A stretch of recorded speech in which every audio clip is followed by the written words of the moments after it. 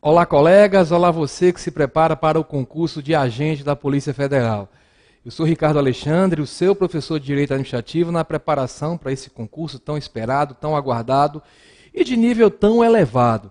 Eu sempre falo nas minhas turmas, para qualquer que seja o concurso, que a gente, em primeiro lugar, tem que ter em mente que não se entra em campo sem saber como é que o adversário joga. Não é? Por isso que eu sempre falo que a gente se prepara até mais para uma banca do que para determinado cargo. Porque se, por exemplo, quem vai fazer a sua prova vai ser o CESP, você deve aprender a enfrentar esse adversário. Mas no caso de vocês, eu tenho visto muitas preocupações com relação à certeza de qual seria a banca. Né? Muitos já vêm fazendo questões CESP há muito tempo, quem vem detalhadamente se preparando para esse concurso, e tem um certo medo que de repente haja uma mudança. Eu acho que se fosse ao contrário, se você estivesse se preparando para a Fundação Carlos Chagas e houvesse o risco de ser CESP, aí você teria que ter uma procuração maior. Porque da mesma forma que se diz que quem pode o mais pode o menos, né? Quem pode o CESP faz prova de qualquer banca. Se a banca não é CESP, quem vem se preparando para a CESP só tem um problema, que é o fato de acabar a concorrência prática aumentando. Não é porque aquela galera que está um patamar abaixo de você tem condições de concorrer com você quando a prova, por exemplo, é da Fundação Carlos Chagas.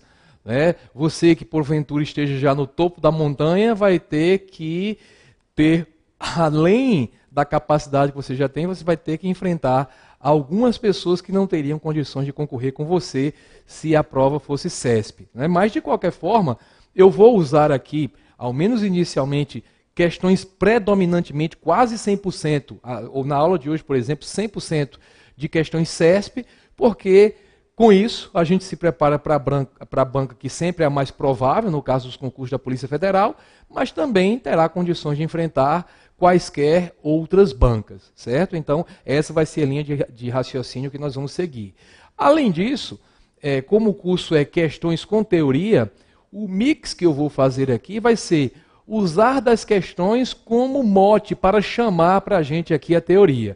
Serão poucas questões justamente para que eu tenha tempo para abordar a teoria que está ao redor daquela questão. Quando eu falo ao redor, é porque eu não vou explicar apenas a teoria que responde àquela questão.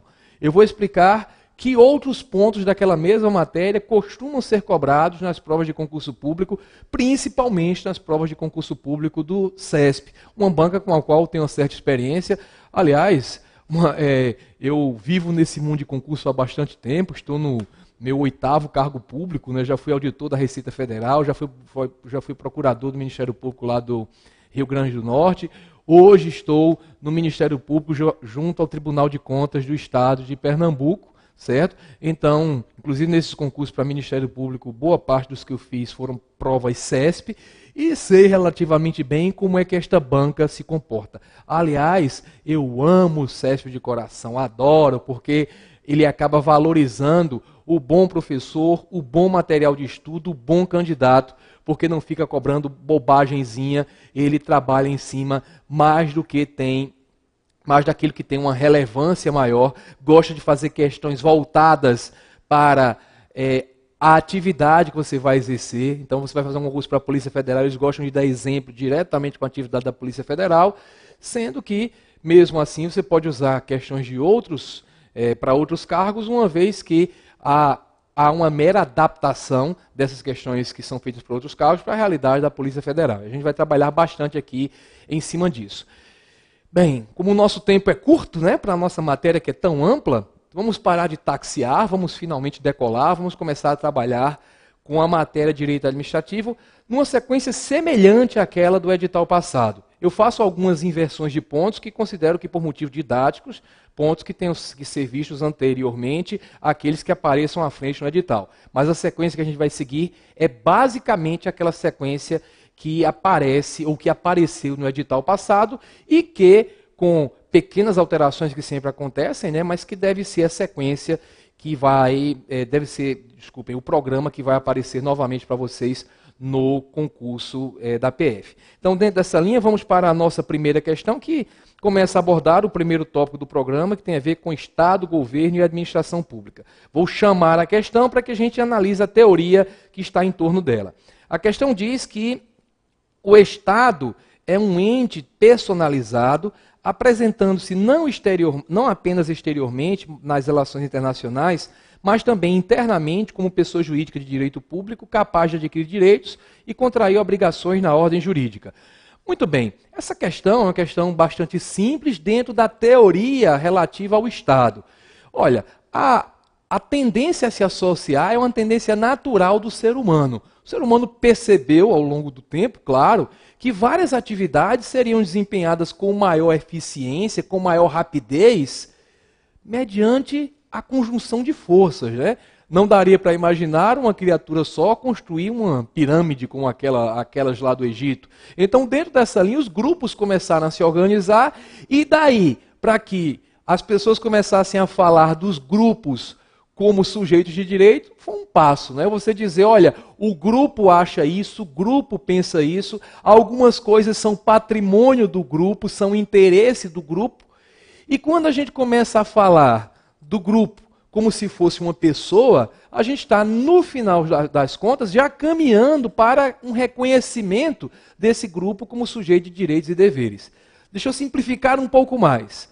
Quando a gente diz em direito que determinada entidade é uma pessoa, seja pessoa física ou seja pessoa jurídica, o ponto crucial é que a gente diga que esta entidade, ela tem a capacidade de exercer direitos em nome próprio e tem o poder também de contrair obrigações em nome próprio, certo? Então, quando a gente diz que uma pessoa jurídica de direito público, certo? Como é o caso do Estado, é pessoa jurídica pela própria definição, a gente já diz basicamente o que foi colocado na questão. O Estado, ele tem o poder de, em nome próprio, exercer direitos e contrair obrigações. É como a gente fala, por exemplo, de uma empresa. Se A e B criam uma empresa, uma pessoa jurídica, melhor dizendo, porque a empresa é atividade, né, pelo direito empresarial. Então A e B criam uma pessoa jurídica, imaginem que A e B criaram a Trambique Limitada. A gente sabe que o patrimônio de A é uma coisa, o patrimônio de B é outra coisa, e esses dois patrimônios são diferentes do patrimônio da Trambique Limitada. Existe o patrimônio da empresa, da pessoa jurídica, existem os débitos. Quando eu falo em patrimônio, eu falo tanto da parte positiva, o ativo, né, quanto da parte negativa, o passivo. Se bem que recentemente, com essa evolução dos costumes da sociedade, esse negócio de ativo e passivo não tem mais diferença nenhuma, né? Mas contabilmente ainda tem.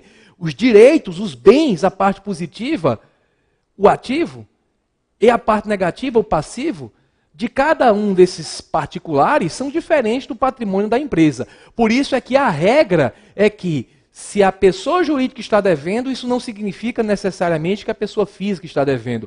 A regra, quando o Estado vai executar, cobrar um débito de uma pessoa jurídica, se ela não tem patrimônio, a regra é que não se pode atingir o patrimônio do sócio. Existem casos, claro, de desconsideração da pessoa jurídica, mas isso é outra história. Eu só quero que percebam que quando a gente diz que o grupo se organizou como pessoa jurídica, é porque ele tem o poder de exercer direitos e contrair obrigações. Quando a gente fala do Estado mesmo, se referindo aos Estados soberanos, né, que a gente chama de maneira mais simplificada de países, que é um outro tipo de conceito, mas quando a gente fala em Estado exatamente, a gente fala de uma pessoa jurídica de direito público internacional. Quando eu digo que é pessoa jurídica, vocês já sabem o motivo. Poder de exercer direitos e contrair obrigações em nome próprio. Quando eu digo que é de direito público, eu quero me referir à maneira como essa entidade se relaciona com outras. Imaginem o Estado brasileiro se relacionando com nós, particulares. O Estado brasileiro se relaciona numa posição de vantagem. Ele está um pouco acima, o particular um pouco abaixo. Porque a gente presume que o Estado só existe com uma finalidade, a consecução do bem comum. E como bem comum, por princípio, ele se sobrepõe ao bem privado, o interesse público se sobrepõe ao interesse privado, a gente aceita várias vantagens para o Estado. Por exemplo, se O SERS precisa de um prédio, vamos dizer, o Renato Saraiva quer o prédio ao lado para ampliar as suas instalações. O que ele pode fazer? Negociar com o proprietário do prédio ao lado. Se o proprietário do prédio ao lado não quer vender, o que ele pode fazer? Aumentar a proposta.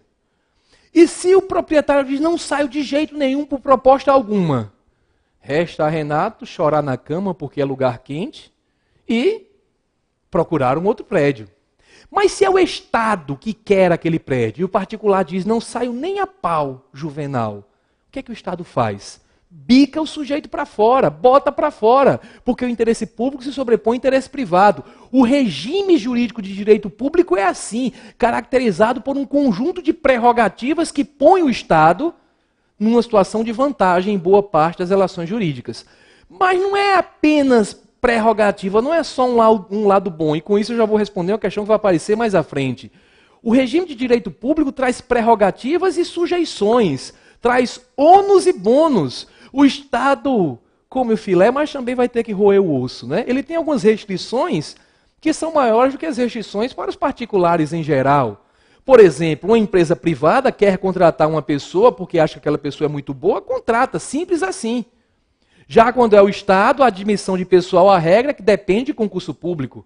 O particular quer contratar alguém para prestar um serviço, ele contrata quem ele acha melhor.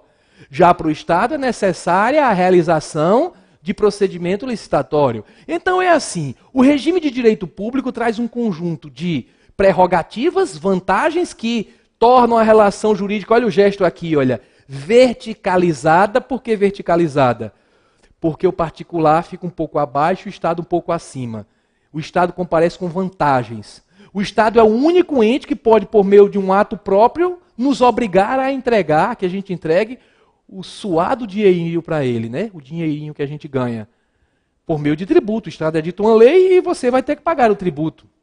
Certo? Então o Estado tem essas prerrogativas e tem também um conjunto de sujeições.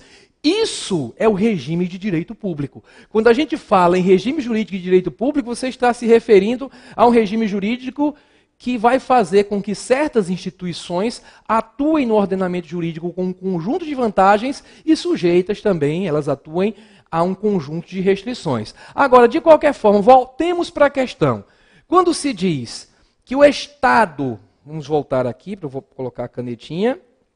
Quando se diz que o Estado é um ente personalizado, eu estou dizendo que ele é, na realidade, uma pessoa jurídica. Claro que ele não é uma pessoa física, né? É um ente personalizado, apresentando-se não apenas exteriormente nas relações internacionais, mas também internamente como pessoa jurídica de direito público, sim, claro, capaz de adquirir direitos e contrair obrigações na ordem jurídica. A capacidade de adquirir direitos e contrair obrigações é o que é típico das pessoas em geral, tanto físicas quanto jurídicas. E claro, o Estado atua em relações internacionais, ele se compromete com outros países. Lembram do Lula dizendo nós não devemos nada mais ao FMI. Ele estava falando do Estado brasileiro como sujeito de uma obrigação perante uma organização internacional. Então você tem uma pessoa jurídica de direito público que tem direitos e obrigações na ordem internacional. Internamente, claro que o Estado também tem suas obrigações, né? As pessoas que foram atingidas por atos lesivos aos direitos humanos durante a ditadura, muitas vezes vão brigar na justiça por uma indenização. Vejam, cobrando do Estado, tentando provar que o Estado deve pagar em dinheiro pelo dano que foi lesado. Às vezes, você está numa situação de dever ao Estado, o Estado é credor exercendo seus direitos. Aquela história de o Estado de notificar para pagar um tributo, você não paga, às vezes o Estado vem com toda a força lhe executando, né, penhorando o seu patrimônio por meio do judiciário, né, levando a asta pública. Então você vê que também internamente, da mesma forma que externamente, o Estado, ele atua como sujeito de direitos e deveres na ordem jurídica. Então a questão está precisa, certinha, item verdadeiro, marquem-no desta forma. Vamos para um item seguinte, que já começa a falar de administração pública. Se diz que em sentido subjetivo, em direito, pessoal, quando se falar em subjetivo, sentido subjetivo, Lembrem que isso está ligado a sujeitos. Sujeitos, pessoas. Quando se fala em sentido objetivo, você está ligado mais, não mais subjetivo, sujeitos. Quando se fala em objetivo, está ligado mais a coisas. Aqui você está pensando em quem? Aqui, em sujeito, você está pensando em quem? Em sentido subjetivo. Em sentido objetivo, você está pensando em o quê? Certo? Exatamente. Então, nessa linha de raciocínio, quando se falar em alguma coisa em sentido subjetivo, certamente vão estar preocupando com quem, certo? Faz alguma coisa. Então, em sentido subjetivo, a administração pública confunde-se com os próprios sujeitos que integram a estrutura administrativa do Estado, com os próprios sujeitos. Já dá para perceber que provavelmente esse item está correto, salvo se tiverem identificado errado os sujeitos a que se refere essa expressão. Porque vejam, a administração pública a gente usa em dois contextos totalmente diferentes, né?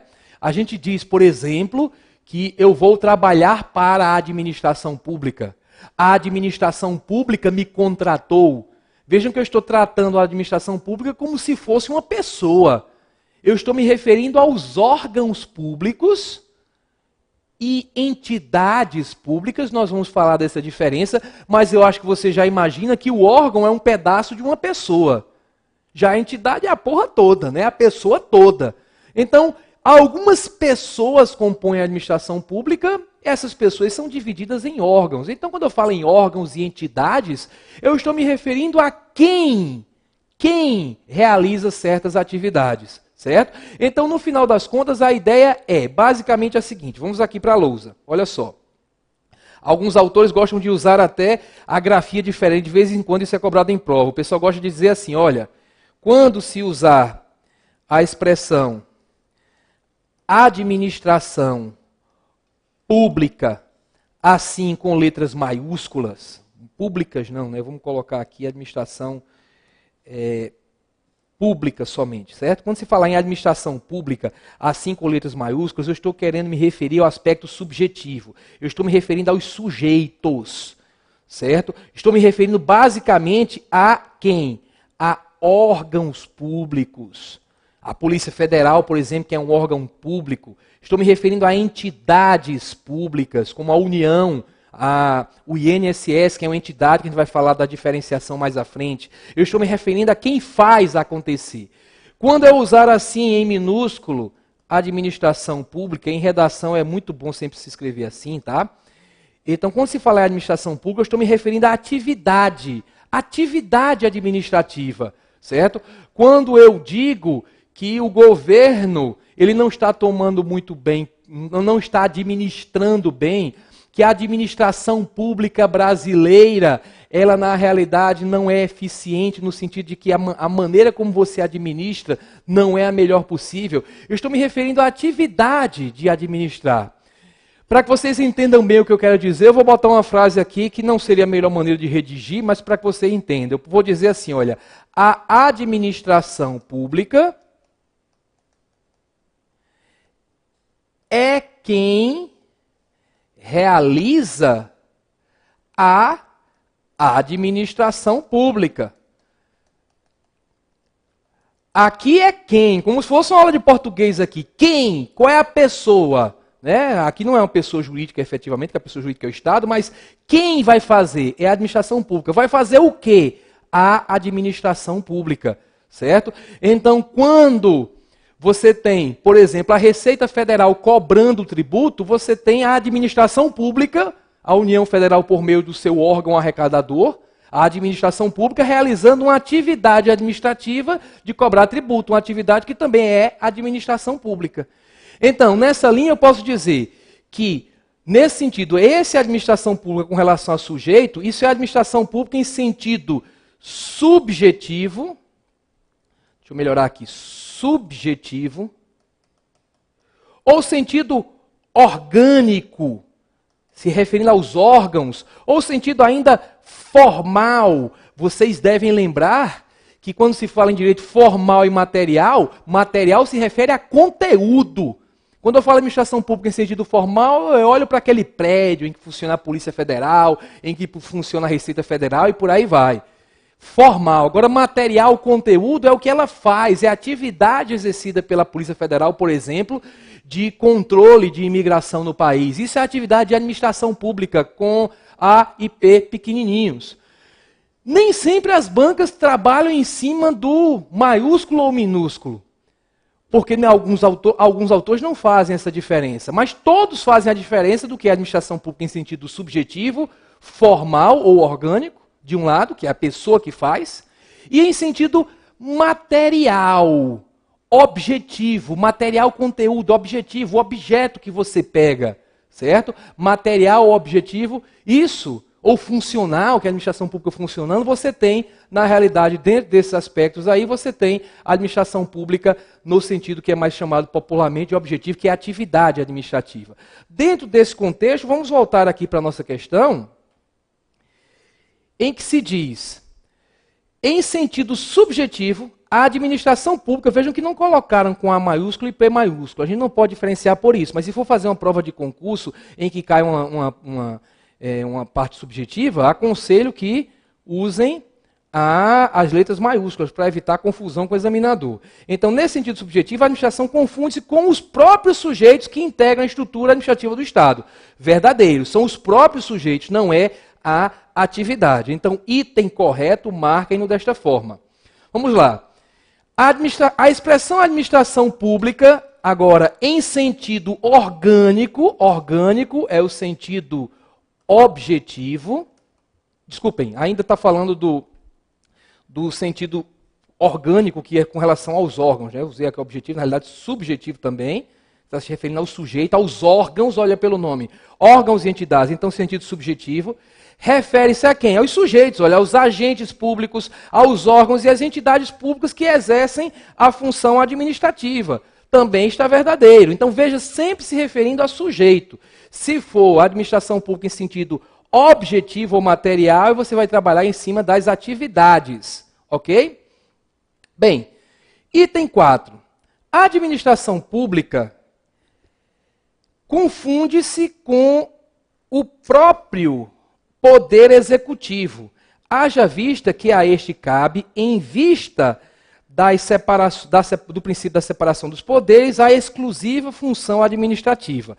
Aqui a gente já passa para um outro ponto que é visto também dentro do direito constitucional, mas que tem importância fundamental para que a gente entenda o direito administrativo, que é a questão relativa à famosa tripartição de poderes ou de funções, separação de poderes. Muitos doutrinadores até apontam um equívoco nessa expressão de tripartição de poderes. Afinal de contas, o poder do Estado é uno, é indivisível.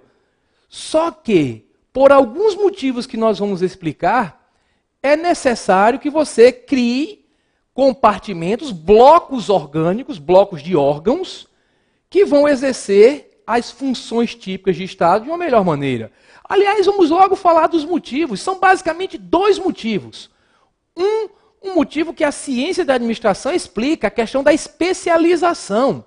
Em toda instituição, salvo uma instituição que seja muito pequenininha, mas o normal é você dividir setores, departamentos, órgãos, são pessoas se dividindo, não é? Pessoas jurídicas, no caso, dividindo para quê? Para o melhor funcionamento daquela atividade, para o melhor exercício daquela atividade. Então, claro, é melhor você ter um setor na sua empresa, uma grande empresa, por exemplo, que trate de informática, ao invés de ficar todo mundo dentro de um grande bolo, todo mundo fazendo tudo ao mesmo tempo. Então você especializa, traz um cara que é especialista de informática, coloca numa seção que vai ser responsável por aquilo. Então, para o Estado também é interessante que ele se organize de uma maneira a que haja especialização das funções. As famosas funções que dão nome aos 3 poderes, dado que essa terminologia prevaleceu. Como eu falei, tem doutrinador que diz que o poder é uno, mas todos reconhecem que a terminologia tripartição de poderes se consagrou pelo uso. O uso consagrou, todo mundo usa, então em prova pode usar, a Constituição usa, fica assim mesmo, certo? Então você separa em blocos, para, em primeiro lugar, garantir a eficiência, como na ciência da administração se diz que deve ser feita essa especialização. Você especializa certos agentes, certos servidores, certos órgãos em certas funções. Assim como é a pessoa física, né? Você tem seus órgãos especializados em certas funções. Tem quem vai filtrar o sangue, tem quem vai bombear o sangue, cada órgão com sua função, certo? Assim devem funcionar as instituições. Mas o segundo motivo não é segundo porque é menos importante. Aliás, eu deixo para citar depois para ficar mais marcado na cabeça de vocês. É até mais importante. O segundo motivo é para a garantia dos próprios direitos individuais. Porque se nas mãos da mesma pessoa ficarem o poder de editar as normas, o de editar as normas, mas o poder de aplicá-las aos casos concretos, administrando o próprio Estado, e também o poder de julgar, aí, amigos, a tendência que disse que o poder sem o abuso não tem graça. Já teve gente que disse que depois que eu descobri o poder, eu deixei de beber. É muito mais inebriante. Então vejam, há uma tendência ao abuso. Como é que se evita isso? Criando órgãos separados e um controlando o outro.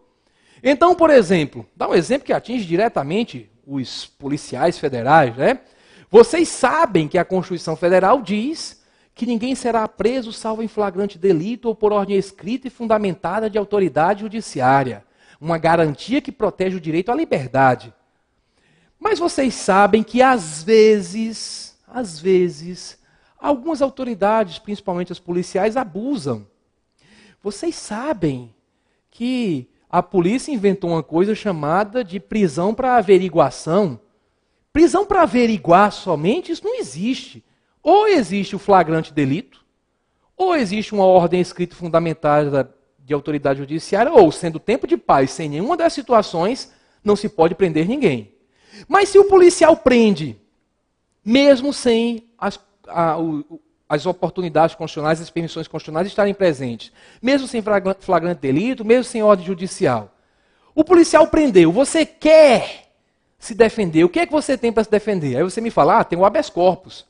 Mas se você ajuizasse o habeas corpus previsto na Constituição Federal, e quem fosse julgar fosse o delegado.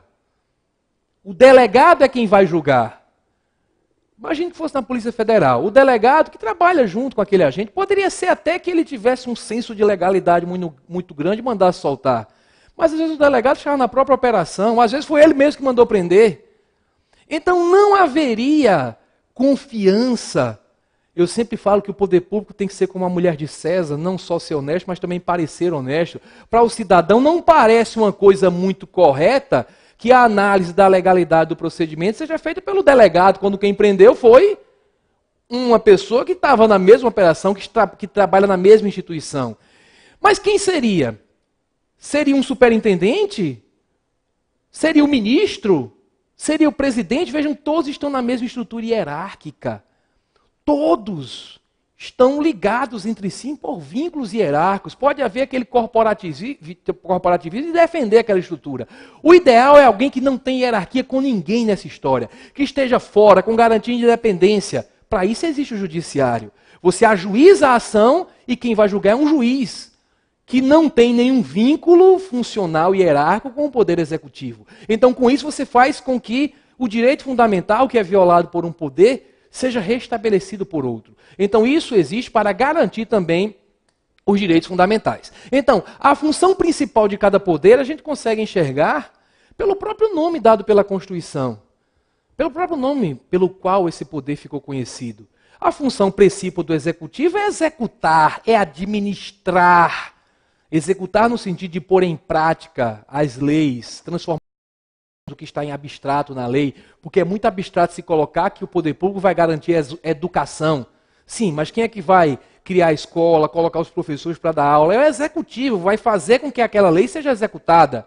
Certo? Então o executivo, ele administra, ele executa. A função administrativa é realmente típica do executivo. A função do legislativo, a função típica é legislar, criar as regras de convivência social. Muitos autores também colocam como função igualmente importante fiscalizar, porque o legislativo faz o controle externo dos outros poderes, mas a função legislativa é a que chama mais atenção de cara. Já o judiciário tem a função de dirimir os conflitos decorrentes da aplicação da lei. Quando o policial prendeu e o particular achou que aquilo não era caso de prisão, gerou-se um conflito.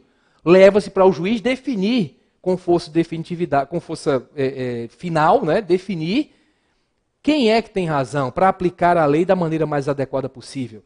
Então, essa tripartição de poderes realmente especializa cada um desses órgãos, e já estamos falando de órgãos, porque a pessoa jurídica União, por exemplo, é dividida inicialmente nesses 3 órgãos, legislativo, executivo e judiciário. Então a gente tem essa divisão, mas toda a doutrina fala, isso é pacífico, é muito cobrado em prova, que essa divisão não é estanque no sentido de fechado, não passa daqui para o outro lado. Fechadíssima, sem que nenhum poder possa exercer nem um pouquinho da função do outro. Há na Constituição a previsão de que os outros, cada um dos poderes tem sua função típica, mas eles exercem a função do outro de maneira atípica. Claro que o judiciário tem como função principal dirimir os conflitos, mas o judiciário precisa, por exemplo, dar férias para os seus servidores. Isso é uma função administrativa, é aplicar a lei sem conflito algum. O judiciário, quando precisa de mais servidores, ele faz o concurso público. Fazer o concurso público é aplicar a lei. Então o judiciário também administra, inclusive o patrimônio público que lhe é confiado. Né? Porque na realidade o patrimônio pertence à União. Mas o judiciário administra patrimônio, administra seu pessoal, concede férias e tudo isso é função administrativa. A doutrina também fala que quando um tribunal elabora seu regimento interno, os tribunais têm essa competência, isso é legislar, é criar uma norma. Uma norma não está julgando nem está administrando. Então o legislativo, o judiciário, melhor dizendo, administra e legisla como atividades atípicas, apesar de sua função típica ser a jurisdicional. Da mesma forma, o legislativo, que tem como função típica legislar, editar as normas que vão reger a convivência em sociedade, ora, ele também administra, porque a semelhança do judiciário, ele também faz concurso, ele também concede férias aos seus servidores, ele também administra o patrimônio que lhe é confiado. Então o legislativo administra. O legislativo também julga, né? O Collor perdeu o mandato por um julgamento no Senado Federal. A Câmara aceitou a acusação e o Senado julgou, porque a Constituição confiou ao Legislativo a função atípica de julgar o presidente no caso de crime de responsabilidade. Entendeu que no caso de crime de responsabilidade o julgamento deveria ser político. Então o Judiciário é quem exerce a atividade jurisdicional como típica, mas o Legislativo o faz de maneira atípica. O Executivo também legisla editando medidas provisórias, como vocês estudam em direito constitucional.